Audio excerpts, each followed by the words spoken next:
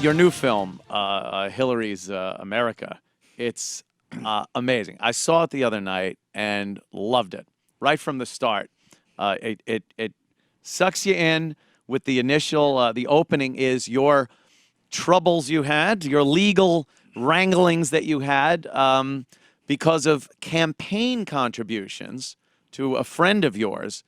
But these things, it went so far, further than any crime like that had ever gone. Well, I mean, no American has been locked up for doing what I did. Right. And not to mention the fact that not only do they give me 8 months of confinement in a confinement center with seasoned hoodlums, but they also give me mandatory psychiatric counseling. Right. I mean, what the heck is this? Am I Jeffrey Dahmer? Do they find bodies in my refrigerator? No, I gave 20 grand to a friend of mine who was running for the Senate. So there was a whole bizarre underside to my case.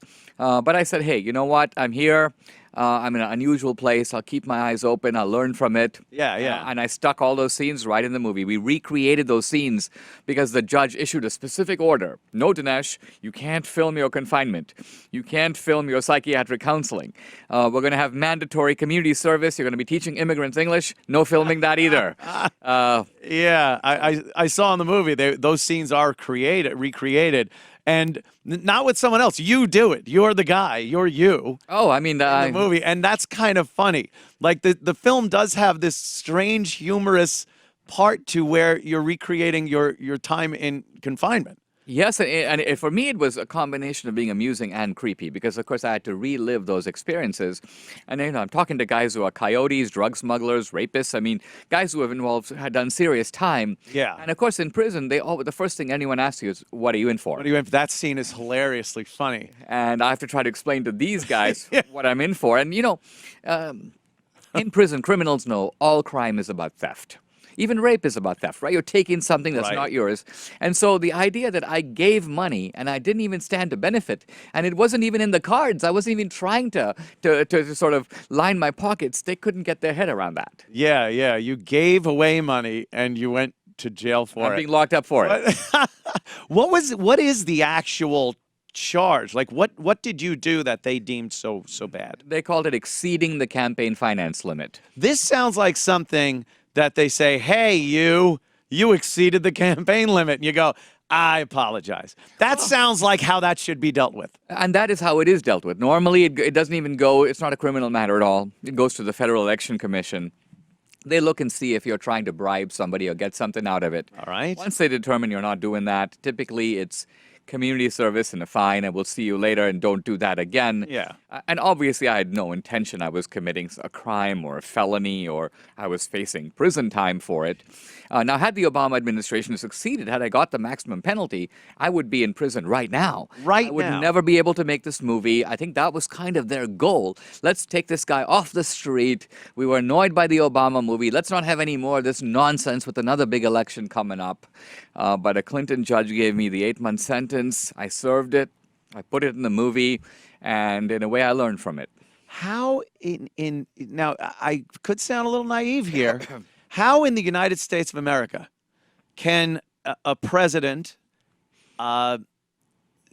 get a citizen put in jail for making a movie about him? Right. So in America today, you cannot do it openly. Like Obama could never say, we're arresting you for the movie. Of course. Right. But happily for Obama, he's got Eric Holder.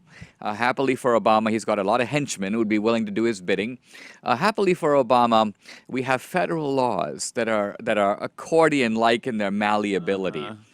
And so there's a book written by a civil liberties attorney called 3 Felonies a Day.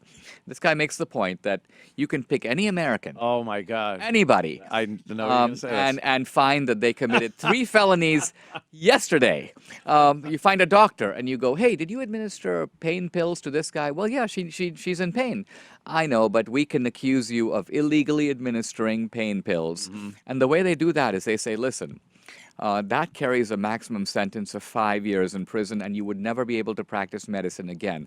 However, if you're willing to sign right here then we'll give you a $500,000 fine and you'll be off the market for 6 months. And so what they do is they use this plea bargaining process Oh, I know about that. to force even innocent people to plead guilty. Exactly. Yes, I've It's a bad seen system. I've seen this in action, and you can be innocent, and if you want to go through the whole thing, and then at the end of it all, it's a roll of the dice, Yeah, and you destroy your life. and you destroy your life. Because reasonable people don't destroy their lives; they will take a hit rather than do that. Right. And I used to, I was naive. I went into confinement center thinking the civics school idea that look, I mean, I did exceed the campaign finance limit. I said, it's better that 9 guilty guys go free than 1 innocent man be locked up. But I don't think that now. I think that there are quite a few innocent people who are being locked up as we speak. Do you see Obama as a genuinely evil guy? Do you see him notorious and No. he does have henchmen and it's this purposeful use of his power to No. I think Obama is in a way, I feel bad for him. I think he's a twisted, pathetic, narcissistic guy. And his insecurity and his narcissism go together. He had a horrible childhood. Yeah. This is a guy abandoned by his mom and his dad. And somebody who lived in trauma. And I think out of that trauma, he got this twisted ideology. And he's lived it out on the world stage. And it's right in front of us. And it's almost embarrassing to watch. Once you know what's driving the poor guy, you almost feel sorry for him.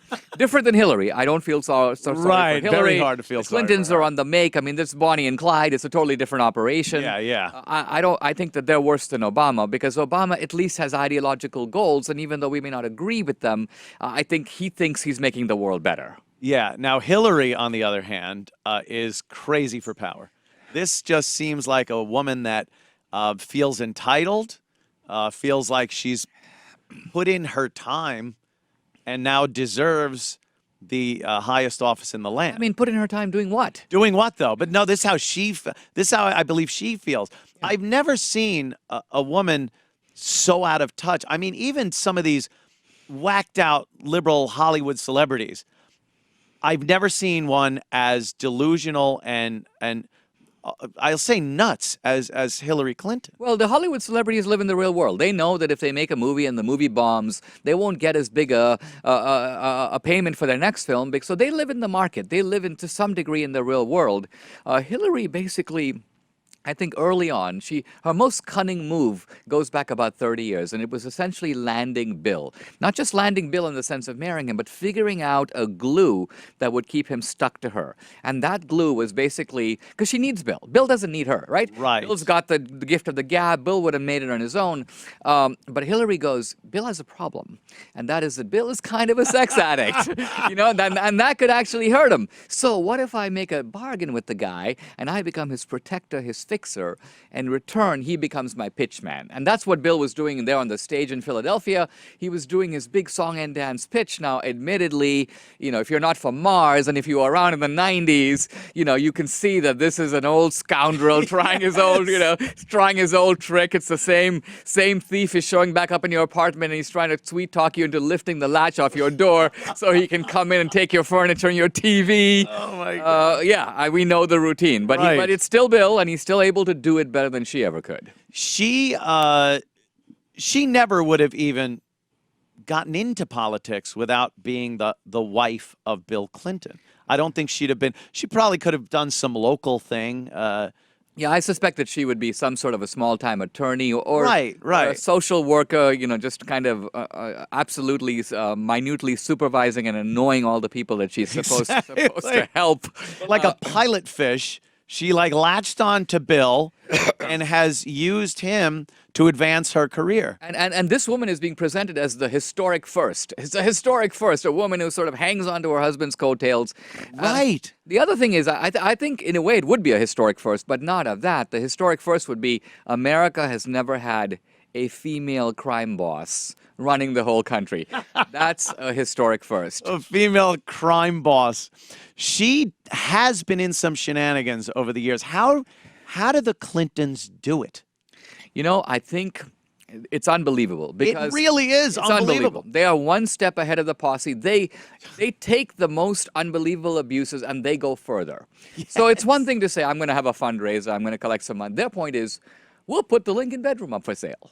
right? Or people go, I'm leaving the White House. I like this memento. Maybe I'll take it with me. They go, let's go through the place, the place. with an A and take stuff off the walls and take it with us to Chappaqua. And then they're forced to return some of it. Or they go, it's time for pardons. Okay, let's run an auction. Let's get big time racketeers, tax cheats. Let's bring in the money from all directions. Or foreign policy. Look, we've had corruption at the local level, Tammany Hall in New York. You have a local boss. He's looting the treasury. He's giving contracts to his buddies. He's pulling these shenanigans, or Daily Machine in Chicago. But when before in American history has somebody been Secretary of State and said, okay, I'm going to start renting out American foreign policy, right? You want a uranium contract in Kazakhstan, you want mineral rights in Africa, aid money's headed for Haiti. How can we, the two Clintons, interpose ourselves in between this flow of funds? I mean, this is taking chutzpah to a new level. In the film, the connection that is made, and you don't have to be an investigator. You didn't do this amazing investigative work where you're flying off and covertly watching. It was so in your face that Hillary Clinton was using her power as Secretary of State to get funds into her Clinton Foundation. It's right there.